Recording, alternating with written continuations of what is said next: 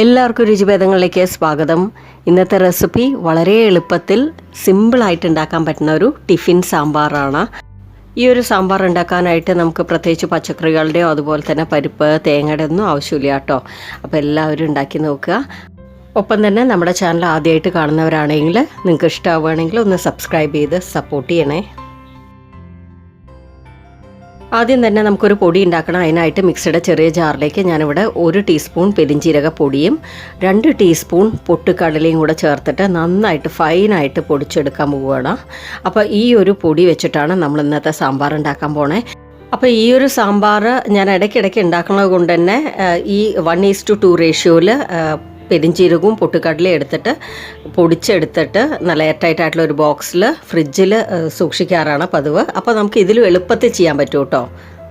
അപ്പോൾ ഞാനിപ്പോൾ പൊടിച്ചത് ഒരു ബൗളിലേക്ക് മാറ്റിയിട്ടുണ്ട്. കൂടെ കുറച്ച് വെള്ളവും കൂടെ ഒഴിച്ചിട്ട് നന്നായിട്ട് മിക്സ് ചെയ്ത് ഇത് മാറ്റി വയ്ക്കാം. ഇനി ഒരു കടായിലേക്ക് ഞാനിവിടെ 2 ടേബിൾ സ്പൂൺ എണ്ണ ചേർത്ത് കൊടുക്കുകയാണ്. നിങ്ങൾക്ക് ഇഷ്ടമുള്ള എണ്ണ ചേർക്കാം കേട്ടോ. ഞാനിവിടെ ഇപ്പോൾ വെളിച്ചെണ്ണയാണ് ഉപയോഗിക്കുന്നത്. എണ്ണ ചൂടായി വന്നാൽ അതിലേക്ക് 1 ടീസ്പൂൺ കടുക് താളിക്കാനായിട്ട് ഇടാം.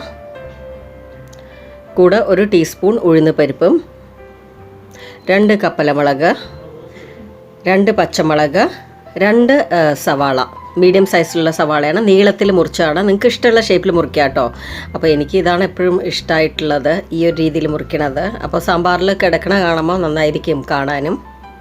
കൂടെ കുറച്ച് കറിവേപ്പിലയും കൂടെ ഇട്ട ശേഷം നന്നായിട്ടൊന്ന് വഴറ്റിയെടുക്കണം. അതിനുശേഷം ഇതിലേക്ക് 2 തക്കാളി ചെറുതായിട്ട് മുറിച്ചതിട്ട് കൊടുക്കുകയാണ്. ഈ തക്കാളി നന്നായിട്ട് സോഫ്റ്റ് ആവണ വരെ വഴറ്റിയെടുക്കണം കേട്ടോ.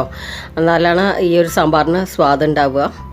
ഇനി കുറച്ച് നേരം അടച്ച് വെച്ച് വേവിച്ച് എടുത്ത ശേഷം ഞാൻ മത്തുകൊണ്ട് ഈ തക്കാളിയും സവാളയൊക്കെ ഒന്ന് മാഷ് ചെയ്ത് കൊടുക്കുകയാണ്. ഇങ്ങനെ ആവുമ്പോൾ ഉണ്ടല്ലോ സാമ്പാറിന് പ്രത്യേക രുചി ഉണ്ടാവും. കാരണം നന്നായിട്ട് ഒരു കുഴമ്പ് രൂപത്തിലാവും ഇതെല്ലാം കൂടെ. അപ്പോൾ അല്ലെങ്കിൽ തക്കാളി നെടുന്ന് കിടന്നിട്ടുണ്ടെങ്കിൽ നന്നായിട്ടുണ്ടാവില്ല. ഇനി ഇതിലേക്ക് 1/2 ടീസ്പൂൺ മഞ്ഞൾപ്പൊടി, 1/2 ടീസ്പൂൺ മുളക് പൊടി നിങ്ങളുടെ എരിവിന് ആവശ്യത്തിനനുസരിച്ച് ചേർത്തോളൂ കേട്ടോ.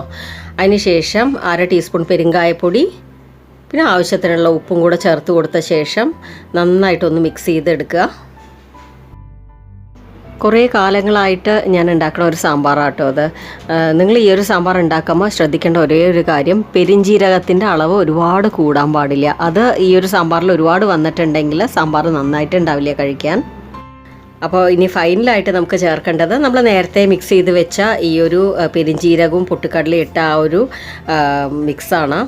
അപ്പോൾ അത് നന്നായിട്ടൊന്ന് ഇളക്കി കൊടുത്ത ശേഷം ഇതിലേക്ക് ഒഴിക്കുക. കൂടെ കുറച്ച് വെള്ളവും കൂടെ ഒഴിച്ച ശേഷം അടച്ച് വെച്ചിട്ട് കുറച്ച് നേരം ഒന്ന് വേവിച്ചെടുക്കണം.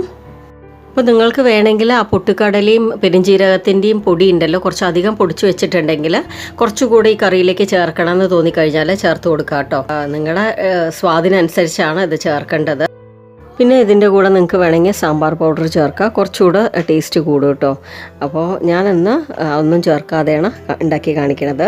ഇത് ചെറുതായിട്ടൊന്ന് കൊഴുത്ത് വന്നു കഴിഞ്ഞാൽ നമുക്ക് ഫ്ലെയിം ഓഫ് ചെയ്തിട്ട് ഒന്ന് പാത്രഭാഗം വരാനായിട്ട് വെക്കാം. അപ്പോൾ കുറച്ചുകൂടെ ഒന്നും കൂടെ കൊഴുക്കും. നല്ല കട്ടിയായിട്ടുള്ള ഒരു സാമ്പാറല്ല കേട്ടോ, കുറച്ച് ലൂസായിട്ടുള്ള സാമ്പാർ തന്നെയാണ്. ഈ ഒരു സാമ്പാർ നമുക്ക് ദോശ, ഉപ്മാവ്, ഇടിയപ്പം, അതുപോലെ തന്നെ ഇതുണ്ടല്ലോ കൊഴുക്കട്ട, എരിവുള്ള കൊഴുക്കട്ട ഉണ്ടല്ലോ, അതിനൊക്കെ നല്ല കോമ്പിനേഷനാണ് കേട്ടോ. എനിക്ക് പേഴ്സണലി ഇഡ്ലിയുടെ കൂടെ ഈ സാമ്പാർ അത്ര ഇഷ്ടമല്ല, അതുകൊണ്ട് ഞാൻ ഇഡ്ലിക്ക് ഇത് ഉണ്ടാക്കാറില്ല കേട്ടോ. ഇത് ഇടയ്ക്കിടയ്ക്ക് ഉണ്ടാക്കുന്ന ഒരു സാമ്പാറാണ്. വെറും 10 മിനിറ്റ് പോലും വേണ്ട അല്ലേ ഇത് ഉണ്ടാക്കാനായിട്ട്. ആ പൊടിയൊക്കെ നേരത്തെ തന്നെ പൊടിച്ച് വെച്ചിട്ടുണ്ടെങ്കിൽ അതും വേണ്ട, ആ ഒരു ജോലി ഒഴിവായി കിട്ടും. അപ്പോൾ പാചകം പഠിച്ചു തുടങ്ങുന്ന കുട്ടികൾക്ക് പോലും ഈ ഒരു സാമ്പാർ വയ്ക്കുക, അത്രയ്ക്ക് എളുപ്പമല്ലേ. ബാച്ചിലേഴ്സിനൊക്കെ ട്രൈ ആവുന്നതാണ്. എല്ലാവർക്കും ഈ ഒരു വീഡിയോ യൂസ്ഫുൾ ആയിരിക്കും എന്ന് വിചാരിക്കുന്നു. നിങ്ങളുടെ അഭിപ്രായങ്ങൾ കമൻറ്റിലൂടെ അറിയിക്കണേ. അതുപോലെ തന്നെ വീഡിയോ ഇഷ്ടമായിട്ടുണ്ടെങ്കിൽ ഒന്ന് ലൈക്ക് ചെയ്യുക, ഫ്രണ്ട്സ് ഫാമിലിക്കൊക്കെ ഒന്ന് ഷെയർ ചെയ്ത് കൊടുക്കുക. ആദ്യമായിട്ട് കാണുന്നവരാണെങ്കിലും ഒന്ന് സബ്സ്ക്രൈബ് ചെയ്ത് സപ്പോർട്ട് ചെയ്യണേ. ഇതുപോലെ നല്ല നല്ല വീഡിയോസായിട്ട് വീണ്ടും കാണാം. Thank you all.